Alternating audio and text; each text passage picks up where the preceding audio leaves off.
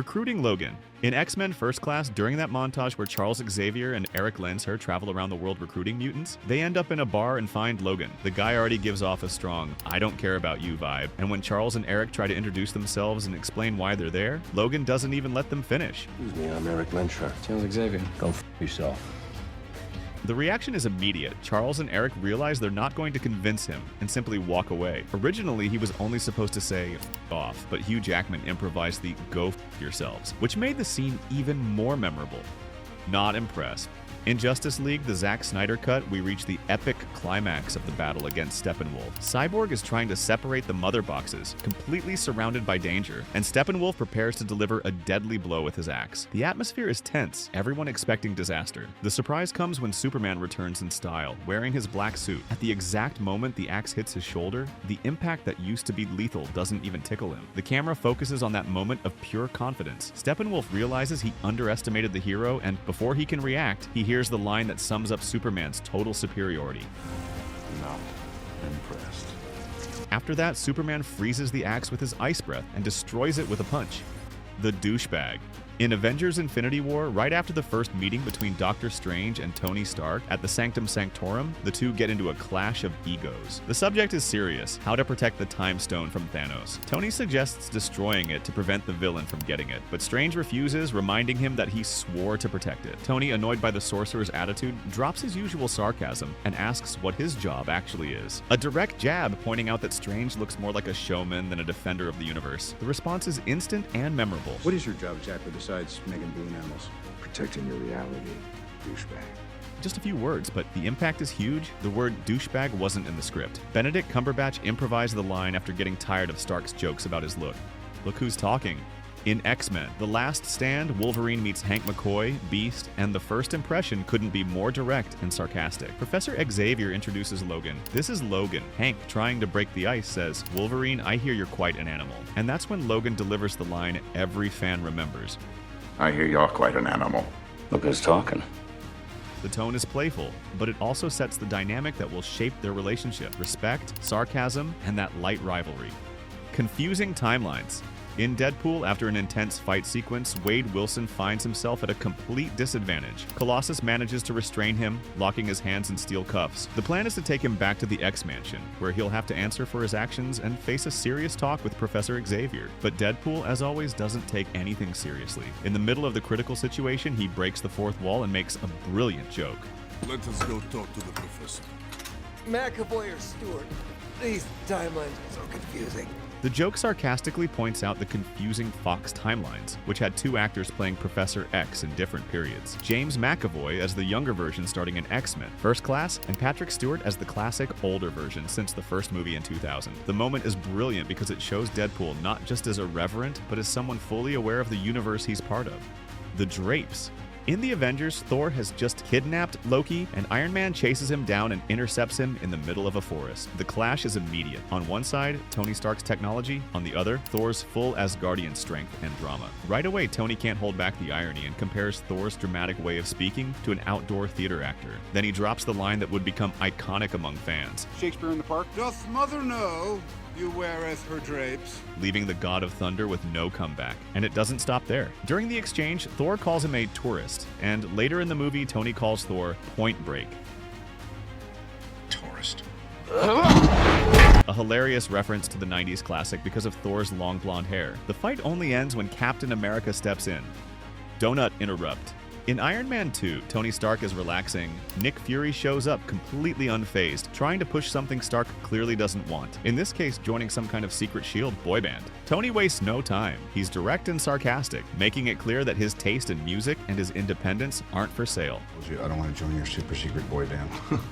No. It's the act. The humor of the scene comes from the clash of worlds. Fury is the head of a secret agency, used to controlling everything and everyone. But here he gets a reality check. Stark makes it clear that his time and personal enjoyment can't be interrupted by orders, protocols, or the good intentions of a super spy. He plays around with the situation, but the message is clear: he doesn't submit. What mouth? In Doctor Strange in the Multiverse of Madness, Wanda Maximoff shows up destroying everything. She appears almost like an unbeatable villain, taking on members of the Illuminati and coming out on top against people like Captain Marvel and even Professor X. But one of the most memorable moments is when Reed Richards, Mr. Fantastic, gives everything away right at the beginning, trying to warn Wanda about Black Bolt's powers. She, of course, pretends to be innocent and asks, "What mouth?" And you already know what happens next. This sequence also makes it clear that even the most powerful characters can make strategic mistakes. Reed Richards, considered one of the smartest people in the universe, completely exposes himself and gives Wanda the perfect opening to shine. Bruce Wayne is back. In Batman Begins, Bruce Wayne's return to Wayne Enterprises is a show of quiet superiority. After everyone thought he had died, Bruce shows up at the company as if nothing had happened. The receptionist, distracted, doesn't even look at him and asks his name. He says it straight out. Name? Bruce Wayne. That's it. He already has everyone in his pocket with just a name. The situation gets even better when a board member shows up to check why the receptionist isn't answering the phone calls. He's in the middle of a golf lesson, and Bruce, with absolute calm, fires back. It's Wayne Enterprises, Mr. Earl. I'm sure they'll call back. Bruce? Christian Bale managed to convey all of Bruce's charm and authority just through posture and tone of voice. The scene also recalls American Psycho, not in the blood, but in the way subordinates suddenly start worshiping the ground the boss walks on. Do you bleed? In Batman vs. Superman, the confrontation between the two heroes isn't just punches and explosions, it's a battle of attitude and presence. The scene everyone remembers starts with Bruce Wayne's iconic line. Do you bleed?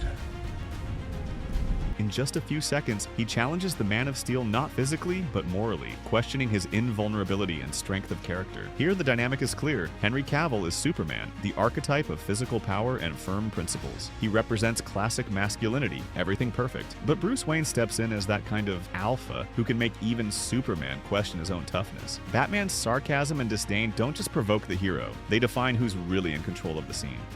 Trash talk. In the first Spider-Man, Peter Parker is still discovering his powers and trying to deal with normal life. He enters a wrestling tournament with one simple goal: win enough money to buy a car. What he didn't expect was to face Bonesaw McGraw, a huge and intimidating wrestler inside a steel cage. As soon as the doors close, Bonesaw starts throwing insults and showing off his strength, trying to make Peter nervous. That's when Peter delivers the line that became iconic. "That's a cute outfit. Did your husband give it to you?" He looks at his opponent's over-the-top outfit and, instead of getting intimidated, fires back with sarcasm and confidence. This kind of trash talk shows not only that Peter is comfortable with his newly discovered powers, but also that he has personality and knows how to use humor as a weapon. Bonesaw, of course, doesn't like it at all and charges at him, but Peter, agile and strong, quickly dominates the fight. He wins, even though he only gets part of the prize that was promised: the Battle of Xandar. At the climax of the first Guardians of the Galaxy, Peter Quill and his team face Ronan the Accuser, who is about to destroy Xandar using the Power Stone in his hammer. After the fall of the Dark Aster, everyone expected an epic final showdown, but Peter decides to add his personal touch. He distracts the villain with an improvised dance challenge, giving Rocket and Drax time to destroy the hammer. It's that mix of humor and heroism that defines the character. When the stone ends up floating in the air, Peter jumps and grabs it with his hand, starting to disintegrate from the overwhelming energy. That's when the team comes together. Gamora shouts for him to grab her hand. And Drax and Rocket connect too, sharing the weight of the energy between all of them. Ronan, in disbelief, can't believe that mere mortals could withstand that power, and that's when Peter drops the line that became a signature moment. Said it yourself. We're the Guardians of the Galaxy. The sequence ends with the stone's energy being directed at Ronan, defeating him for good. Avenger King. In Civil War, T'Challa arrives with full intensity after Bucky Barnes is captured in Bucharest. He believes Bucky is responsible for the death of his father, King T'Chaka. The scene takes place at the task force headquarters in Berlin, with the heroes temporarily in custody, and the tension is immediate. Steve Rogers tries to intervene, reminding him that Bucky didn't have a choice and that the story is more complicated than it seems. But T'Challa is not there to listen to excuses. He confronts Steve with intimidating calm, firm voice, and the look of someone who has already made his decision. How long do you think you can keep your friends safe from me? Anyone else? At the beginning of Thor, the Dark World, Thor arrives in Vanaheim to end the last resistance against the enemies across the 9 realms. Lady Sif and the Warriors 3 are already in the middle of the battle when he drops from the sky with Mjolnir, interrupting their conversation about who has the situation under control. A stone giant from the Cronin race steps forward to face him, confident and imposing. Thor, completely calm, says, "Hello, I accept your surrender," as if he were politely negotiating with a giant rock. The giant can only roar in response, and with a single strike, Mjolnir shatters him into 1,000 pieces. While the chunks of stone are still falling, Thor looks at the rest of the enemy army and says, "Anyone else?" The enemy soldiers get the message instantly. They drop their weapons and surrender without any more effort. Always angry.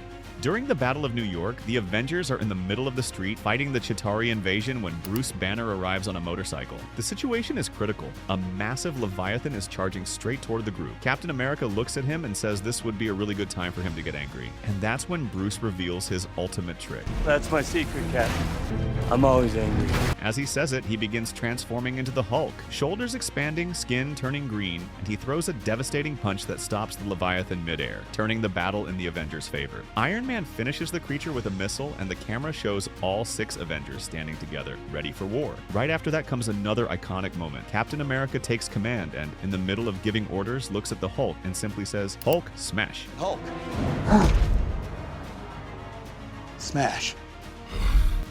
Pathetic advice. In Guardians of the Galaxy, Volume 2, there's a moment that perfectly sums up who Drax is. No explosions, no flying knives, just an uncomfortable conversation and zero social filter. Peter Quill is clearly a mess inside. He has just discovered huge truths about ego, his father, and at the same time, he doesn't know how to deal with what he feels for Gamora. He tries to keep his usual charm, but he's visibly lost. That's when Drax decides to help, and when Drax helps, you already know something is coming. With the most natural tone in the universe, he looks at Quill and, Is not. You just need to find a woman who is pathetic.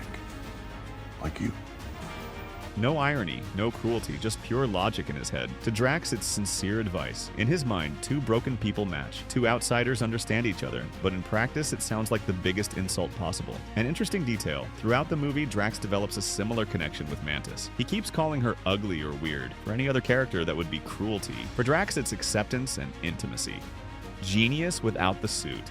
Back to the Avengers, when Earth's mightiest heroes aren't really a team yet. They're gathered in Stark Tower, tension in the air, egos clashing harder than any villain. On one side, Steve Rogers, Captain America, on the other, Tony Stark. The tension explodes when Steve basically questions Stark's value without the suit. The criticism is clear: without the high-tech armor, what's left? For him, heroism comes from character, not equipment. And then comes the response that made history. Take that off. What are you? Genius, billionaire, playboy, philanthropist. That line became one of the most iconic quotes in the Marvel Cinematic Universe and helped cement Stark's public persona both on and off the screen. After that, genius, billionaire basically became his last name. And let's be honest, without the armor, Tony is still dangerous. With the armor, it's another level. Wanda levels up. In Civil War, Wanda Maximoff proves she doesn't need anyone to escape, not even when the obstacle is Vision. After the incident in Lagos, Tony Stark decides to keep Wanda confined in the compound, claiming it's for her own protection. The situation already starts tense because not everyone agrees with the decision. Clint Barton, Hawkeye, breaks into the complex to rescue Wanda at Captain America's request. He tries using electric arrows to subdue Vision, but quickly realizes the synthezoid is far stronger and more durable than any human. Vision's physical superiority makes it clear that escaping won't be easy. That's when Wanda steps in brilliantly. She manipulates the Mind Stone on Vision's forehead with her telekinesis and alters his density. What once seemed impossible, she actually pulls off. She makes Vision extremely heavy, turning the stone's color from yellow to red while showing complete control over the situation. With a precise push, she throws him through several floors of the building, sending him down to the lower levels and temporarily incapacitating him. It's a moment that defines Wanda as one of Marvel's most powerful and calculated characters.